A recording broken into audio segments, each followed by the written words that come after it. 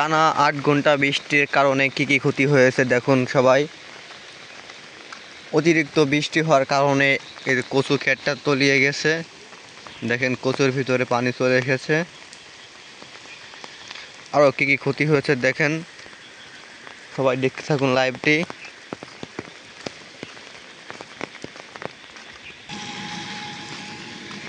দেখেন কি প্রচুর পরিমাণ বৃষ্টি হওয়ার কারণে খালটি তলিয়ে গিয়েছে। এখানে পানি ছিল না, একেবারে শুকনো ছিল, এখানে পানি এসে ভরে গেছে। দেখুন কি পরিমাণ পানি, পানিতে শোধ হয়ে যাচ্ছে আস্তে আস্তে ধীরে ধীরে। এই বিলে পানি নামলে অনেক মাছ ওঠে। বৃষ্টি হয়েছে তো খালে অনেক পানি হয়েছে, যার কারণে নদীর থেকে বিল থেকে মনে করেন মাছ উঠে আসে এখানে। আমরা এমন একটা যাচ্ছি যেখানে অনেকে মাছ ধরতেছে, কিভাবে এই বিলের থেকে এই খালে মাছ উঠে আসতেছে আমরা দেখব সবাই। আমরা সেখানে যাচ্ছি। আর দেখুন একটা গাছে কি পরিমাণ কাঁঠাল ধরছে দেখছেন, হাজার হাজার কাঁঠাল।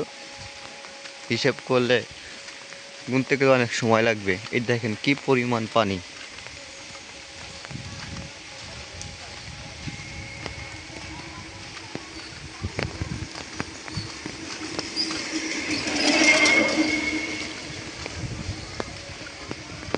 আমরা এখন দেখতে যাচ্ছি জেলেরা মাছ ধরতেছে।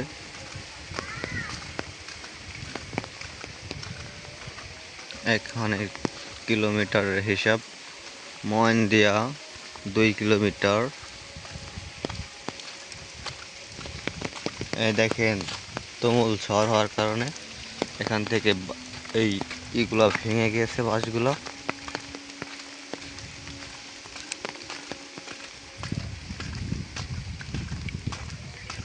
দেখেন মাছ মারতেছে মানুষই।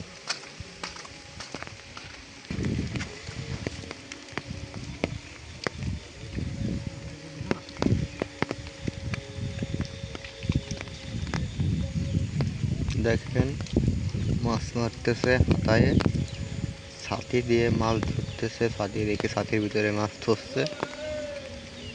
বুঝছেন, এখানে দুজন আছে।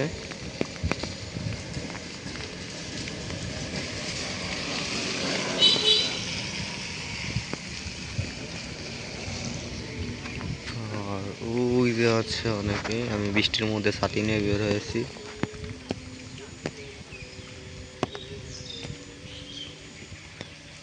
এখানে অনেকগুলো মানুষ মাছ ধরতেছে।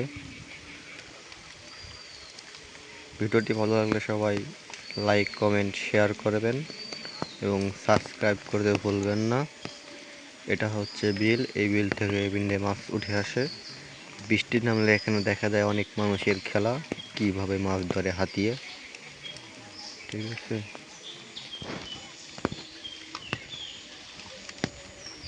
তো ভিডিওটা এ পর্যন্ত সবাই দেখতে থাকবেন। ভালো লাগলে লাইক কমেন্ট শেয়ার করবেন আর সাবস্ক্রাইব করতে একদমই ভুলবেন না। দেখা যাচ্ছে পরের কোনো ভিডিওতে।